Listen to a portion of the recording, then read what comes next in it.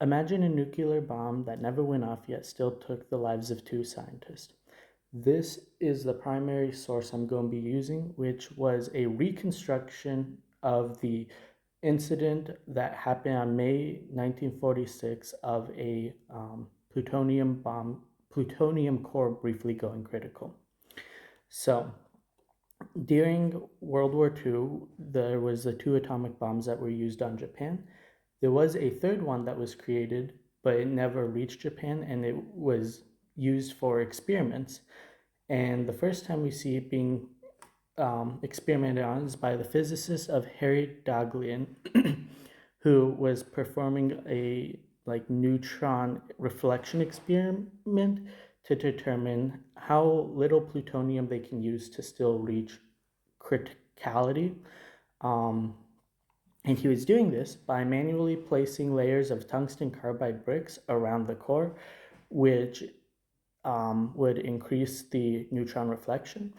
Um, Unfortunately, during this process, Harry had dropped one of the bricks into the assembly, and the configuration for a moment went supercritical, and there was a burst of this blue light, which was the ionized. There was like a lot of ionization in the air, and this caused 5.1 around 5.1 sieverts of radiation to go in his hands alone. Um, and although Harry was able to destroy the assembly or halt it, unfortunately, the exposure was fatal and he would succumb to radiation poisoning 25 days later. 9 months later, physicist Louis Slotin was kind of doing a similar experiment, and it had an informal name called the tickling the dragon's tail. So what he was doing was there was like a beryllium hemisphere like underneath, and then he had a screwdriver in between, which you can see in the photo, and then he had the sphere or the sphere on top. Well, the screwdriver had slipped out or had slipped.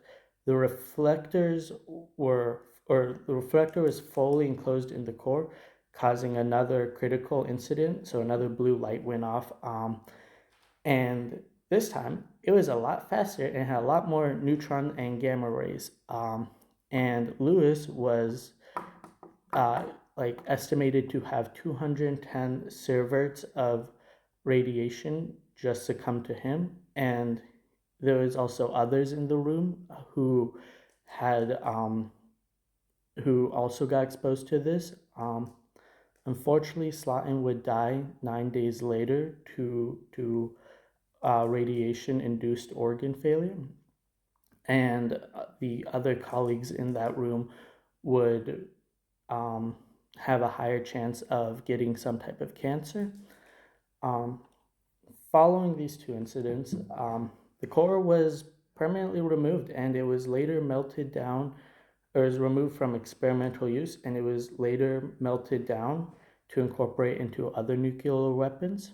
Um, this tragic incident led to a lot of safety protocols that would be implemented in how to handle these. One of the biggest ones was remote handling and a lot more strict critical safety procedures to make sure no one was ever allowed in a room alone with one uh, due to these incidences.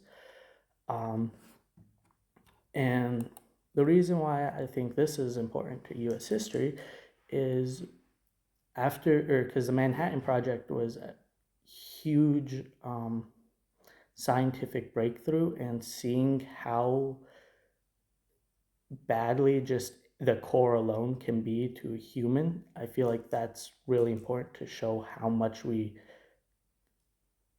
achieved with nuclear weapons, and will should always be like a lesson on how dangerous they can really be.